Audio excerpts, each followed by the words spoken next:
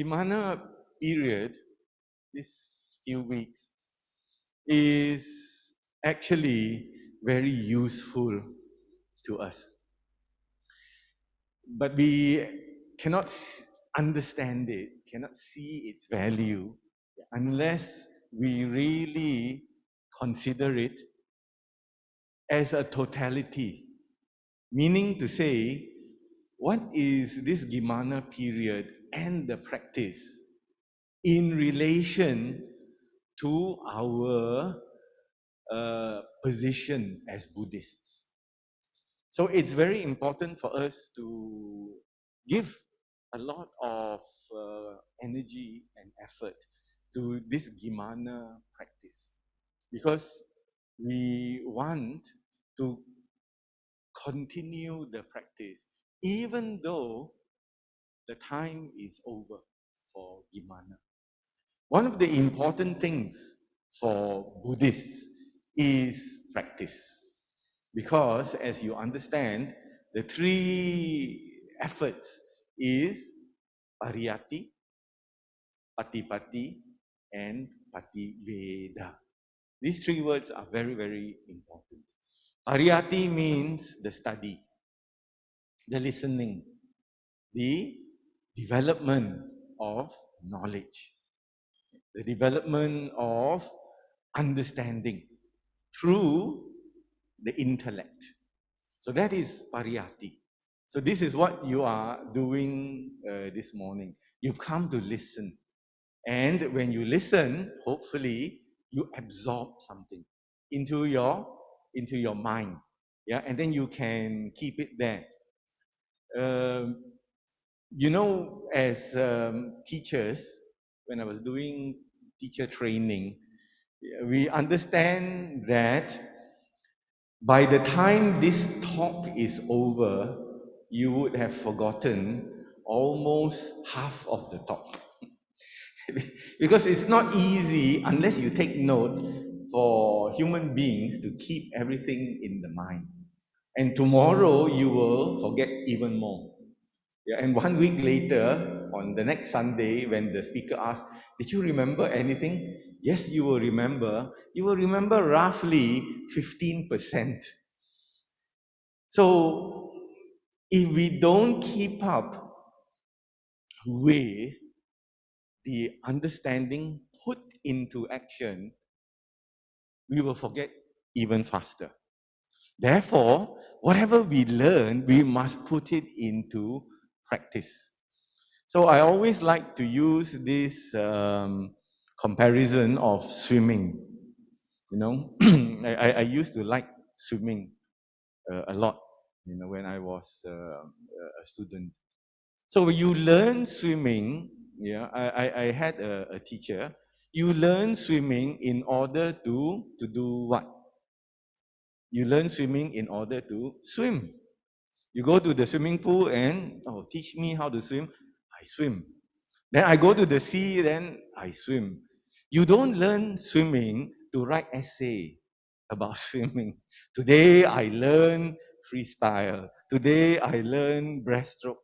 And then the teacher asked me put my hand here, put my hand there, then submit an essay to your teacher. No, the Buddha's teaching is practical. That is the beauty of the Buddha's teaching, to always put it into practice. And you can always put it into practice wherever you are. Wherever you are. Just be mindful. I have a very, very good friend. And her mother, who has passed away, was full of health problems. She had diabetes, she had this, she had that, I can't even remember. So she had to go to the hospital very often to get checks and to see the doctor. So she said it was quite boring to go and you know, when you go to the government hospital, you have to wait a long time. It's not like, you know, you go to private clinics, you know, immediately the doctor wants to see you. But when you go to the government hospitals, sometimes you have to wait 2 to 3 hours. Although you have appointment, you still have to wait. So this auntie, luckily she learned mindfulness. Yeah, because my friend, her daughter, would go for meditation retreats together. And one day she said, I will bring my mother to learn from our teacher. So the mother was very good, came along and learned. Then she said, ever since I learned the mindfulness practice, I have never been bored waiting for the doctor. Why? Because as she takes the bus and walks to the hospital, she does mindful walking. You walk mindfully. Left, right. Yeah, because if you don't walk mindfully, you can trip, you can fall. Something will happen, to you. So you have to walk mindfully. Look where you are going. Then she said, when she went to the clinic and registered, the nurse will say, can you wait? She waited there for 1 hour, maybe slightly more, doing her mindful breathing. And then she said, previously it was so boring waiting for the doctor. But now that I've learned this, I am always practicing the Dhamma.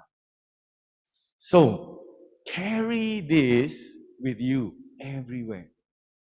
When you're waiting for LRT, when you are waiting for your Starbucks coffee to be made, be mindful.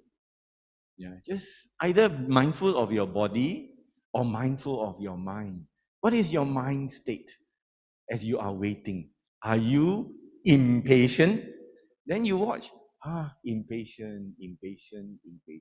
And when the impatient state of the mind goes off, then you be aware, no more impatience. No more impatience.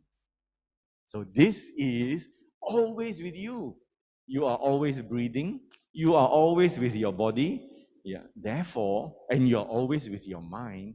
Therefore, you can always practice Dhamma wherever you go.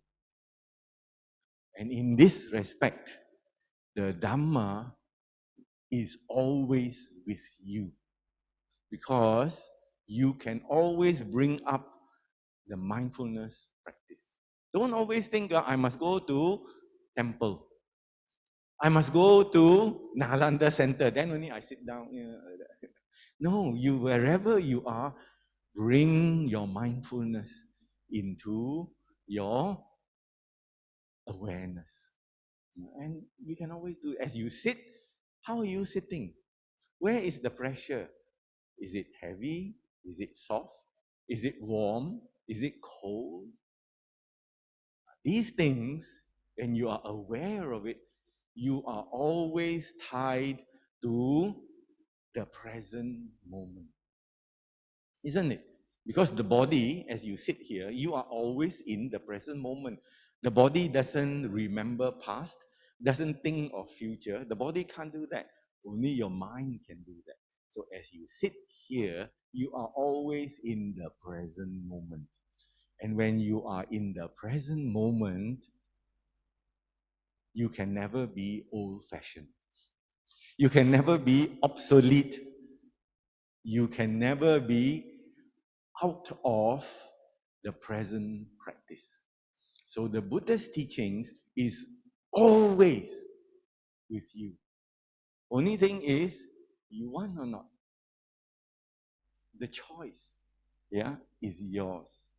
So today, I would like to touch on this subject, or the theme, in fact, of the Gimhāna period, which is developing or living in harmony. And today, we will look at harmony within oneself. because it is important to understand this state of harmony and why harmony must come from inside. Because if you are not experiencing harmony, how can you share it with others? You must have it first, then it can go out. You can radiate it, yeah? You can practice it, and people can recognize that you are a harmonious person. You have harmony, yeah, in your mind. So let me start with these slides. Yeah, as I put here, every being in this world, we all want to be happy. There is nobody who wakes up in the morning and say, yeah, today I will make myself sad. Yeah, there's nobody who does that. Yeah, unless the mind is not stable. So therefore, although many people in the world are searching, running after happiness, not many of them can find it. If you look at the statistics of World Health Organization, you will find that although there are more people in this world, yeah, how many billions now? I think 7 or coming is a lot. People in this world, I mean, barring the fact that we have the COVID that kills so many, eventually will catch up again with all these people that we have lost. And the population is expanding and expanding and expanding. There are so many people in the world, but it is reported that the feeling of loneliness is getting higher. We have so many people, but people are feeling lonely. So, which means there is no harmony inside, there is no connection with others in this world. Therefore, anxiety and depression are on the rise, yeah, in every population in the world. And because of the uncertainty of the COVID pandemic, it has gone up even more because people are afraid. Yeah, and then they cannot do what they have been doing because of the quarantine and you're not allowed to do so many things. So people become more and more unhappy. So whatever happiness that they had, harmony and peace, friendliness, gone down. So therefore, it's important for Buddhists to know, if it goes down, what do I do? What is the practical thing? Because Buddha, as I said, taught practical teaching. Yeah, not for you to write essay, yeah, not to go to university and study for a degree, which many people do. It is for you to practice, for us to put it into practice every single moment, yeah, that we can. So, I would like to report this happy finding by researchers. Here I have put Western researchers, Western scientists look for the happy people in the world. And they did thousands of studies. And the conclusion is Buddhist monks are the happiest people in the world. So good, nah? Because our teachers are very happy teachers. So we can learn from them how to be happy. And on top of that, they have found that one of them is the happiest person in the world. There is no human being they have tested that is so happy as this person. Actually, there are many, but this person is very, very extraordinary because the chart to measure happiness, when they put all these things in on the head, the wire and all that, they cannot measure. It's gone out of the measurement scale. So they said, okay, to make things easy, we just call him the happiest person in the world. We don't have to change our measurement scale. So this is a wonderful thing yeah, to learn. Because this monk, yeah, he is Westerner, so he works very well with the Western scientists. He said, a person is happy due to being in harmony with his or her inner nature. So the peace must be within. The harmony, the happiness must come from within. Then only go outside to others. When there is harmony, you can be sure there is happiness. Because the happiness contributes to the harmony. When a person is disturbed, when a person is unhappy, he or she is not peaceful, where can you find harmony? Yeah. It's almost impossible.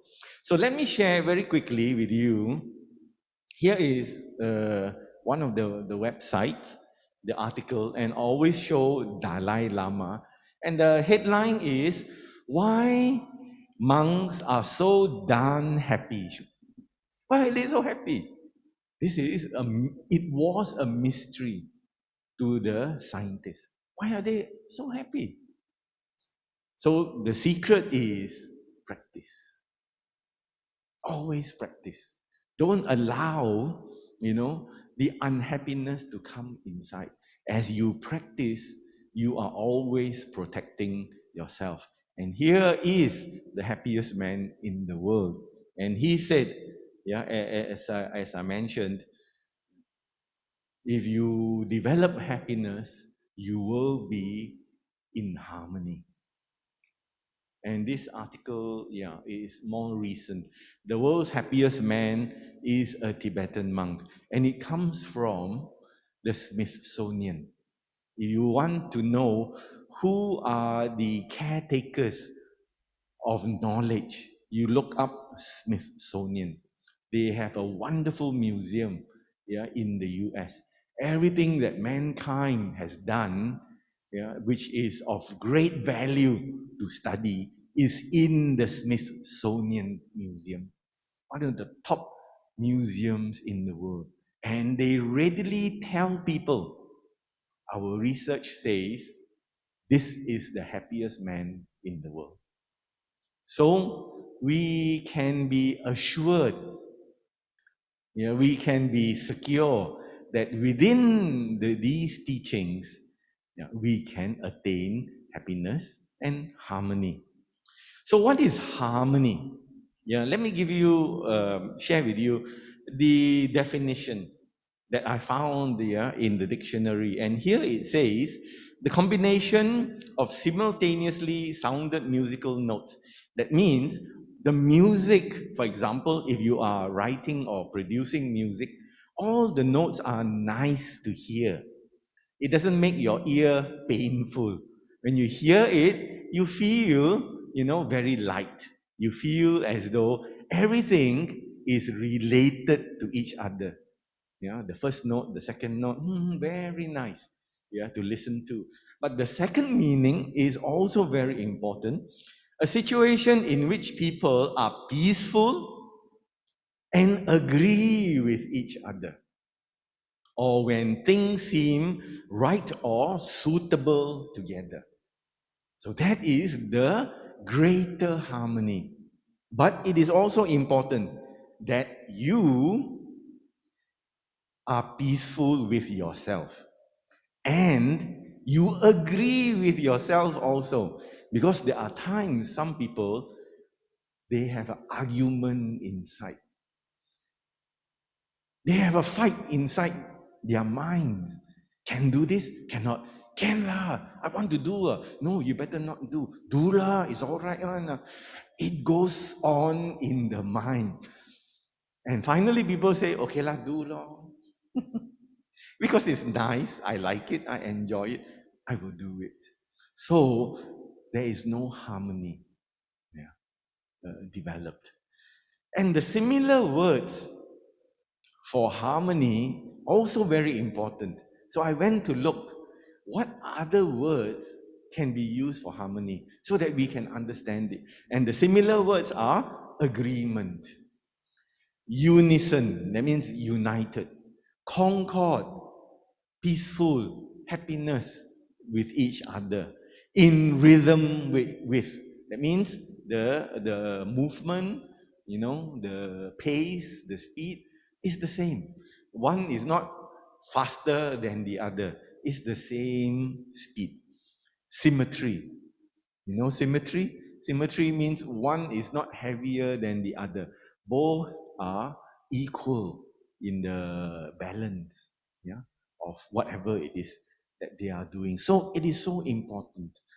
And therefore, knowing this, I would like to share with you the quote from a very famous Zen teacher who very recently passed away. Yeah, Venerable Master Thich Nhat Hanh. He's a Zen teacher. And he said, yeah, in order to motivate and inspire us, he said, inside every one of us is a garden. So look at yourself as a garden. I'm not sure whether you like gardening or not, but have the picture of a garden. Garden has got plants, yeah, has got shrubs, has got flowers. And if you want to learn about gardening, you can join us in Wisdom Park to do more of these. And they are very happy people who go there and do gardening. So Venerable Master said, inside every one of us, there is a garden. Look at the mind as a garden. And every practitioner has to go back to the garden and take care of it. So we cannot let our mind, we cannot let our thoughts and feelings do whatever they want to do. We must take out the weeds, put more fertilizer, make sure that the soil is healthy. As Venerable Master said, maybe in the past, and I am also guilty of this, you left it unattended for a long time, untended for a long time. Yeah, there were times when you forget about the Dhamma. I forgot about the Dhamma. Yeah, although sister said I started studying Dhamma at very young, but there was many periods of my life. The Dhamma is not in my mind. So the garden I felt was very, very not harmonious. I knew it. I can feel the garden is not doing well, but I didn't have the time. Or I told people, I got no time.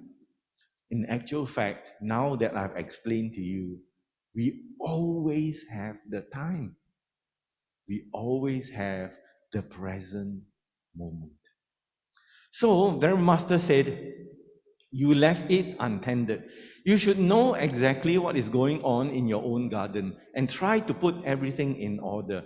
Restore the beauty, and here is the beautiful word, restore the harmony in your garden. Yeah, that means look after it so that it grows well. If it is well tended, many people will enjoy your garden. Meaning to say, if you look after the garden of your mind, you will develop the harmony. And people like to mix with you, to interact with you, because whatever you say, whatever you do is so harmonious with them. The words, the actions. It is so good, yeah, to be with somebody who is full of harmony. Yeah, sometimes I have come across such people. When you go near them, you get the vibration of their, number one, confidence, number two, the harmony. They are very sure of what they are doing. Yeah, and usually what they are doing is good for themselves and others. There's a very strong vibe coming out of such people. Yeah, and you enjoy being with them and working with them as well, because they can inspire you. So those are the words of Venerable Thich Nhat Hanh. And we understand, as I said, without inner harmony, there is no outer peace. People can see through you. Yeah, sometimes you pretend, oh, I'm very, very peaceful. But no, the things that you do, the words that you say, yeah, will show that you are not in harmony. Therefore, use this Gimhāna period, yeah, to strengthen, to work on, to practice the things that contribute to harmony. Now, let me explain the components of harmony. And together with the components of harmony, we have to understand conditioning, the background factors, and choice. The Buddha's teachings, yeah, we go a little bit back to what are the Buddha's teachings. The Buddha's teachings is one of choice. You can choose.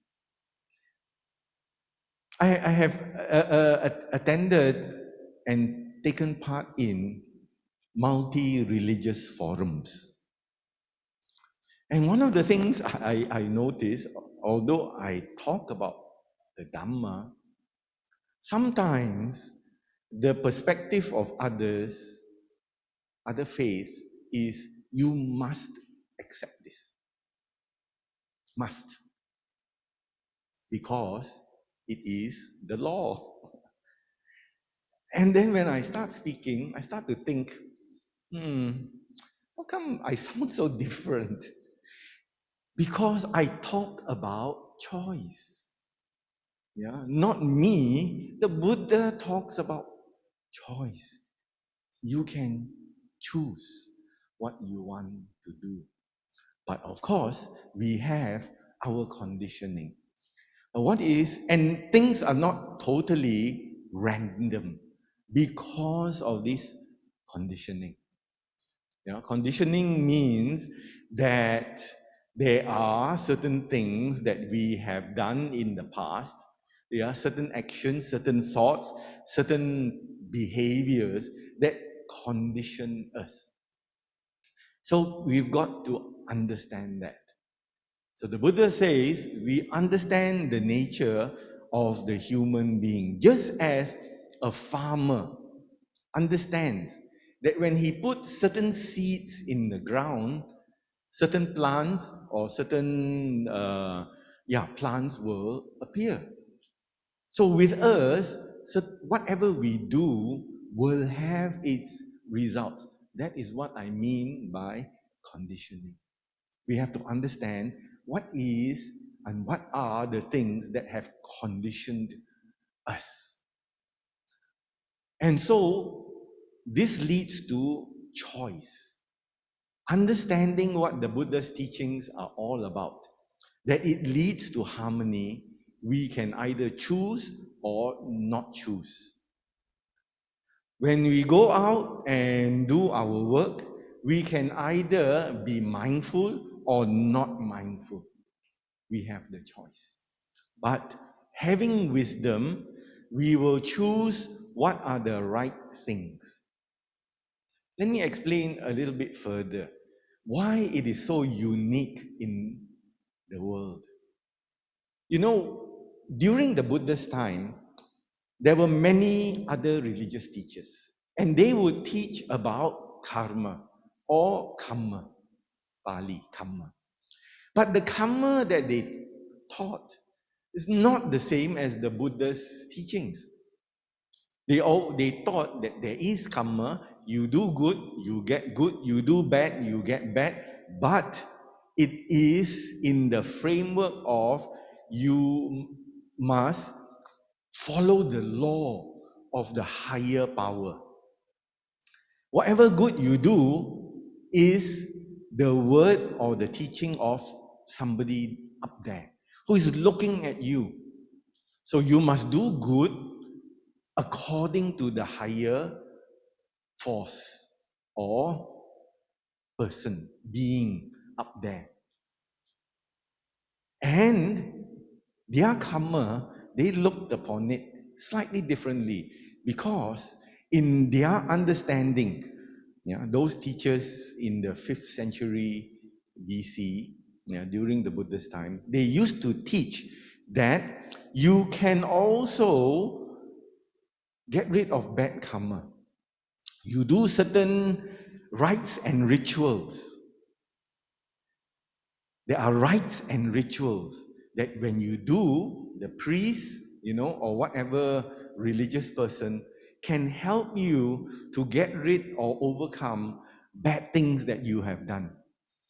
So, in fact, what they are saying is you can wipe out the bad karma. The Buddha taught it differently. The Buddha taught karma is all about choice. Karma is about intention. If you have intention, karma appears. And you cannot simply get rid of bad karma because it will follow you. It is a unit of energy stored in your consciousness. You cannot just open up and throw it away. So, although the word sounds the same, the teachings of the Buddha and all those others, not the same. And this is very important for us to understand, that karma is intention, meaning to say we must take personal responsibility. We are responsible for what we do or the situation that we find ourselves in. This is something which actually was unique. When the Buddha taught it, it was unique. No other person taught it like this. No other teacher presented it in this way. It was always karma means you are in control of by somebody else, something else.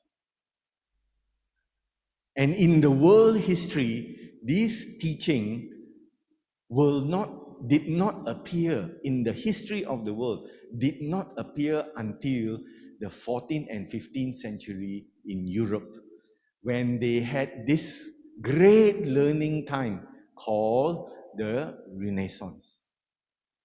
That the people thought, don't worry so much about the external power, take charge of your life.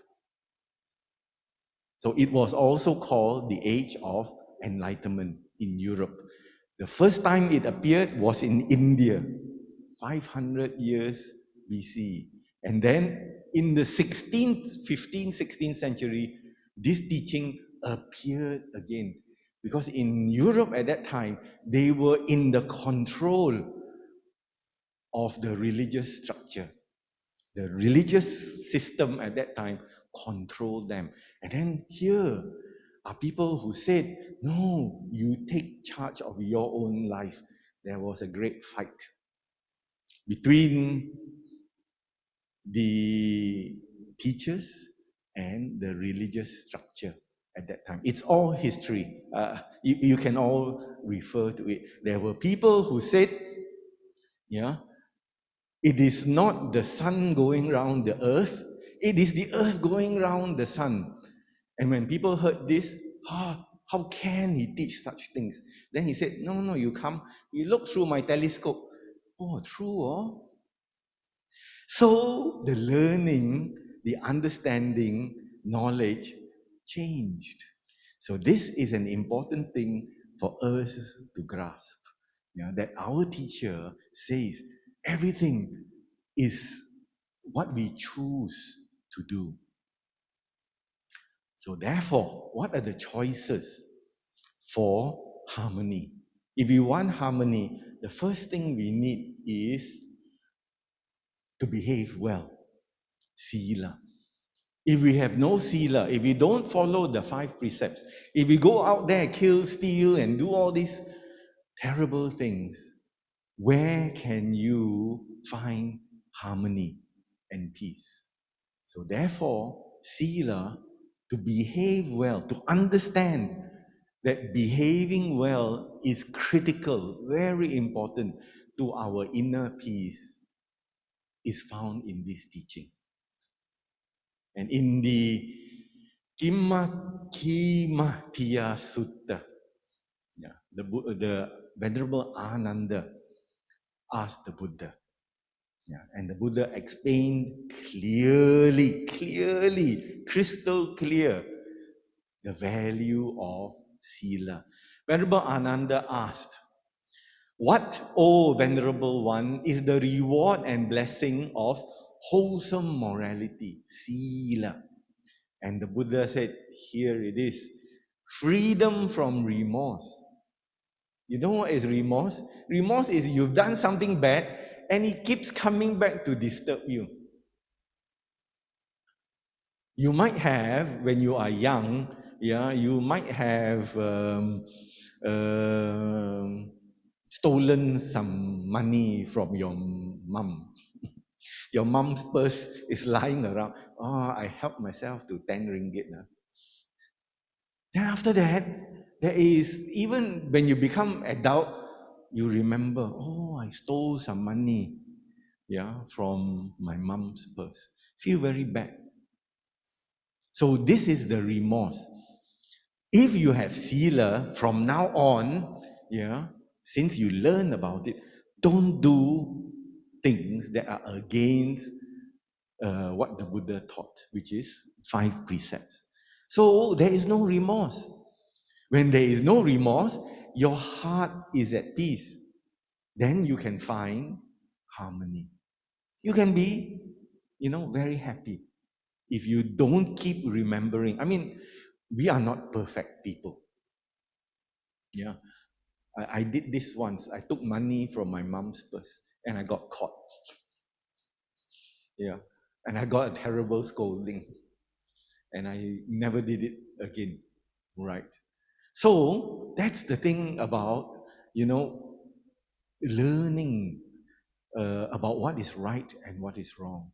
And here the Buddha explains. Let me explain the whole thing, and then you will see how important it is. And then the Venerable Ananda asked, what is this freedom from remorse? What is the result? And the Buddha said, joy. You get so much happiness if you have not disturbed other people, if you have not done wrong things. You can sit back there, yeah, and be at peace with yourself. Because you will not worry somebody knocking on your door. Then you open the door. Inche, yeah, this is the picture of you doing something bad. Please come with us. You go down to the police station. And nowadays they have camera everywhere. So be very careful. Yeah. So that's the thing. Yeah, about being happy. If you want to be happy, there must not be disturbance of the mind, remorse, regret that you have said something, done something. But if you have, yeah, which all of us have, let it go. Never do it again. Yeah, understand it and let it go. Then, remember Ananda asked, so what about joy? What does it do? The Buddha said it gives you rapture. Joy is piti. Yeah, there is a Pali word piti. Yeah, in Cantonese, the best way to explain it is hoi samma. But rapture is better than piti because it is not excitable. The hoi sam state is very exciting, but the rapture is not. It is quiet. It's a different state of mind, but very, very peaceful. Then, what of rapture? And the Buddha said tranquility, peace, quietness, absolute quiet mind, the Buddha said. Then, what of tranquility? Happiness. And what of happiness? Concentration. Your mind can go where you want the mind to go. And what of concentration? Wisdom and knowledge to see reality. And what of it?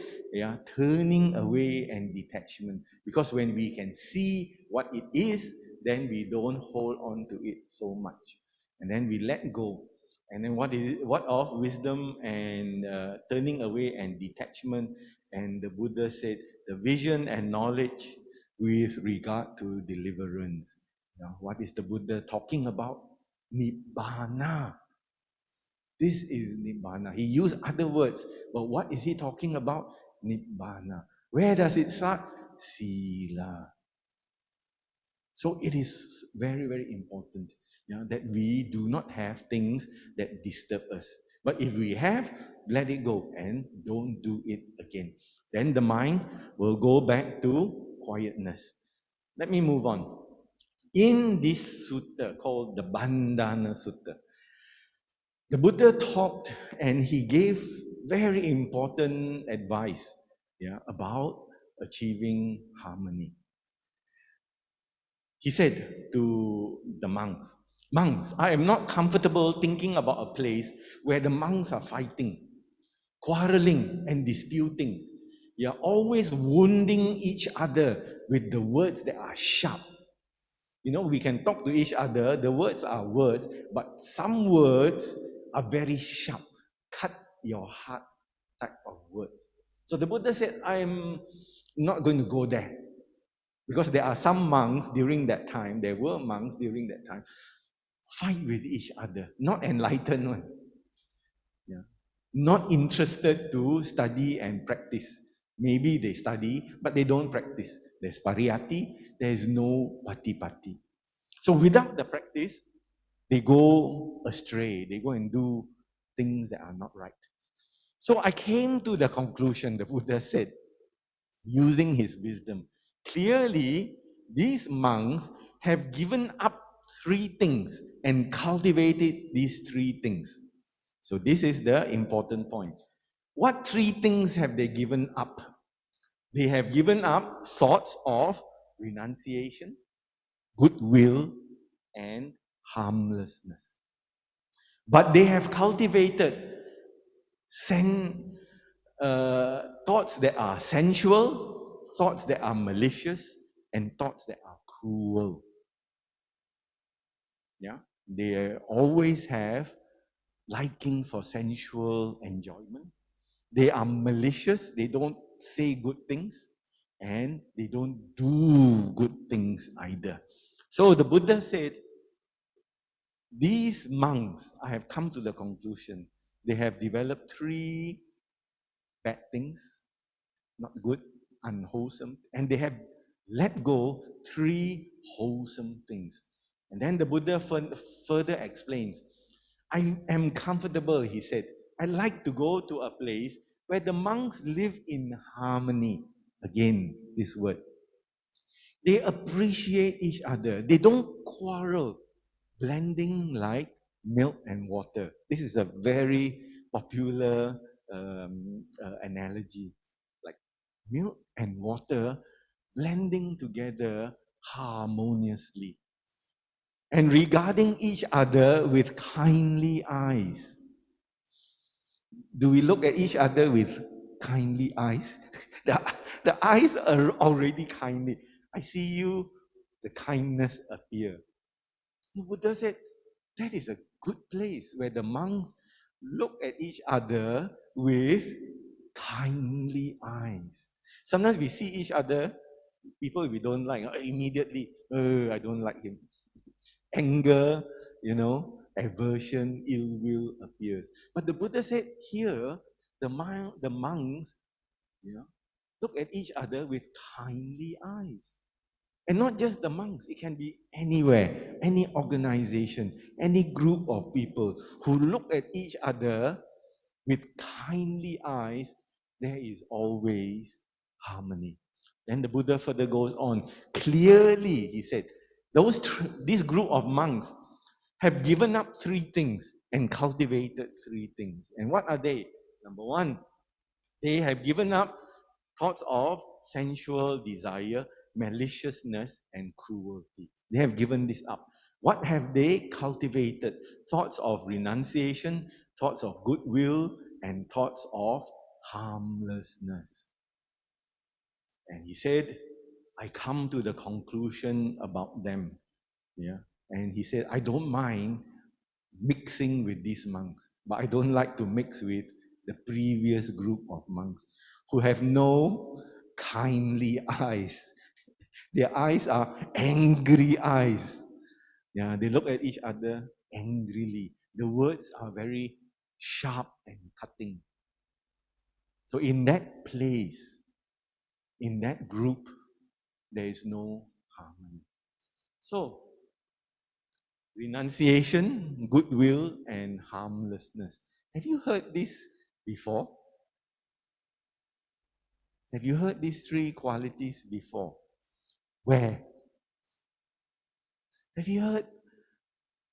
They are very important. Yeah, and we must have come across these three qualities before. But where? When we yes, very good. Because they are the factors of right thought. Samma sankappa, or right intention. They are so important. The Buddha describes them in the Noble Eightfold Path. In the first sermon he delivered, he talks about renunciation, goodwill, and harmlessness. What is renunciation? It is less attachment. Yeah. Don't worry. When you talk about renunciation, it's not about shave your hair and wear orange robes.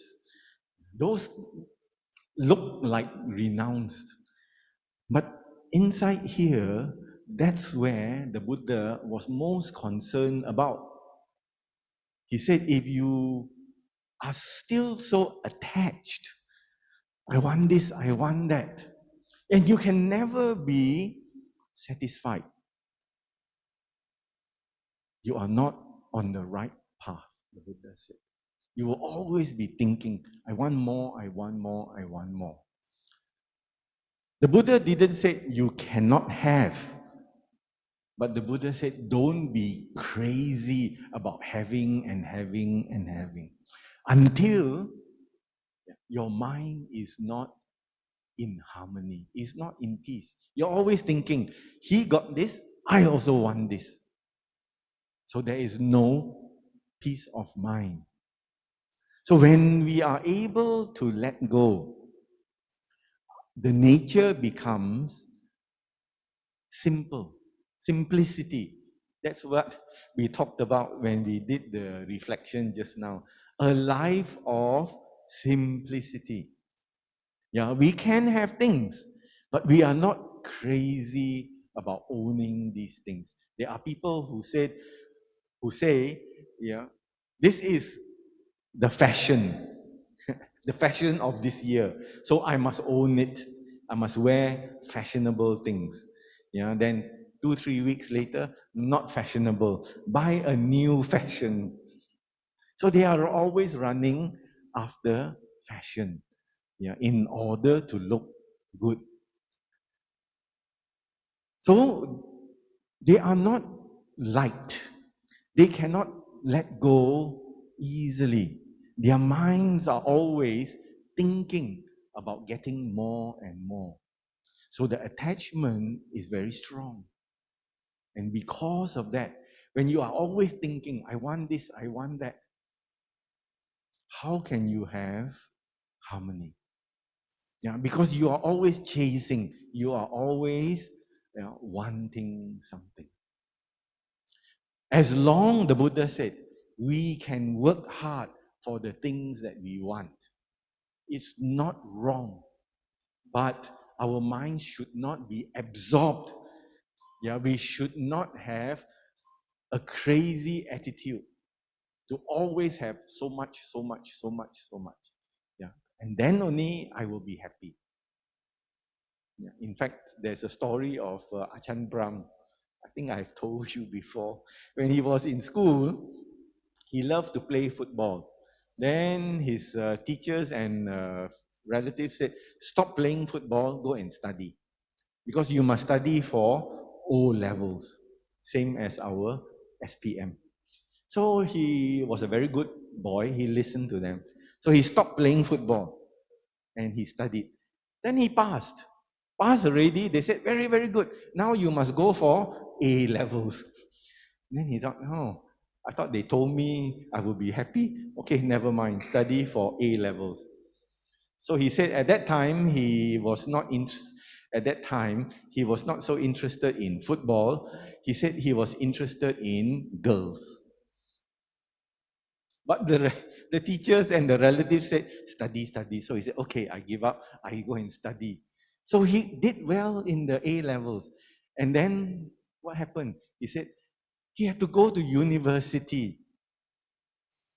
And then he said, if you pass university, you will be happy. Yeah, but he said, never. It will always something after that. Right? So he began to think and he thought, this cycle cannot finish, cannot be ended. So I better become monk. So he became he became a monk. He renounced, and he is a very very happy monk. So attachment, managing attachment, understanding attachment is very important to the inner happiness. The next one is goodwill. Because the opposite of goodwill is ill will. To be angry, to have that seed of I don't like you, anger in the mind. There's an aversion. I don't like this, I don't like that. Don't give me this food. I don't like this type of food. I only like that type of food. There is a dislike all the time. And because of that, there is no peace. There is no harmony. There's always choosing what I like. So this goodwill, in order to overcome the goodwill, there must be there must be metta, loving kindness. Whoever you are, whatever you are, I am okay with you. Whatever you are thinking, whatever is your opinion, I am all right with it. There's no, I don't like. You must say what I like to hear. If you don't do what I like, if you don't say what I like, I don't like you. There is no metta or goodwill. And the next one is harmlessness. Many books put harmlessness, the opposite of harmlessness, many books put cruelty. But I use this word conflict.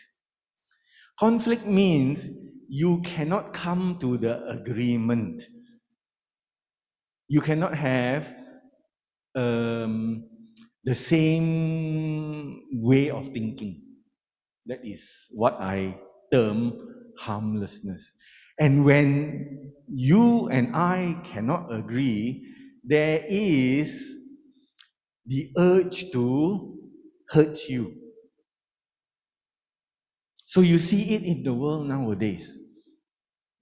I want you to do this. You don't do what I tell you to do. I come and I fight with you. So you see what's happening in parts of the world? You must do this. You don't do, I got bombed, And if you do some more, what I don't like, I bomb you. Conflict. So now you see the whole world is in conflict. And hard to buy chicken rice because of this conflict. You see? It affects not just internal, it affects the whole world. Everything, including roti canai, become expensive.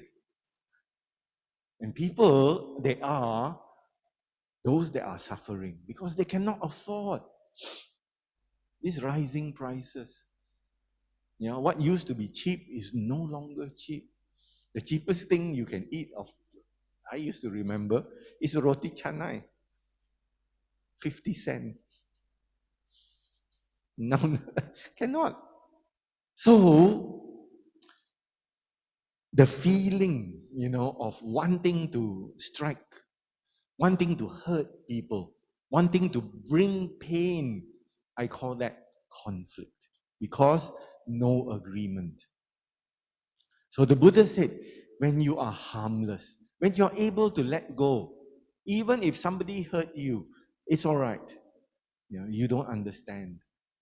There is no wisdom in your mind. I'm all right. I don't harm you because of it. I have no conflict. So this is important. These three qualities, to have renunciation, meaning less attachment, manage your attachment, of goodwill and harmlessness are very important for the internal peace. So the Buddha said, that's why it is in the second of the Noble Eightfold Path, Samma Sankappa. It directs your mind towards peace. If we take it seriously, we will go towards peaceful actions, peaceful thoughts, peaceful situations, which is harmonious. Then people can see, that there is great happiness inside you. And you are not looking for trouble. You are not looking to disturb others. You also are not in conflict with yourself. So the last quality I would like to talk about, is acceptance. Acceptance is a very wonderful quality for the internal harmony. When you accept things as they really are, because there are many people, in fact, the majority of the world's population cannot accept what is going on. They cannot accept, number one, that they are going to grow old. So got all sort of cream, all sort of treatment, to make them look young. They cannot accept. They cannot accept the fact that there will be illness. They cannot accept the fact that they will die. Death is coming to all of us. There is acceptance. So there are people, when they don't accept the realities, they can never be also at peace. They can never be, another important word, upekkha, equanimity. In fact, the Buddha said the highest peace is upekkha, equanimity. To be accepting. It's all right. This is the nature of the world. So when you are accepting yourself, because we are not perfect. Sometimes our standard, after coming to listen to the Dhamma, become very high. Then, I'm not a good person. But we have to learn to accept that we are not enlightened people, enlightened beings, but we must work towards it. And sometimes it takes a long time. You also must have your level of wisdom to know that there are all these things in the world. You have to accept it. So when you accept it, the heart becomes soft rather than hard. You must be like this. Then only I accept you. Hard. If you're not like this, please don't come and see me. Hard. But in the world, can everyone be like that? No, it's very difficult to find everybody, thinking the way you want them to think, doing the things that you want them to do. Yeah, even our own children, I telling, they will not listen to you. So some people, they come from you. You make them listen. Make them do what you want them to do. Very hard, not easy. Yeah. Actually, I understand now. The children come through you. They don't come from you. You are the door where they come into this existence. But they are not from you, you know. They are another being with their own karma. So we have to accept that. Yeah, that they sometimes will not do what you want them to do. So this acceptance allows us to develop equanimity. Yeah, and equanimity is the door to enlightenment. If you have no equanimity, you cannot escape the suffering of this life. And so it shows that in order to overcome our suffering, we need to be in harmony with ourselves.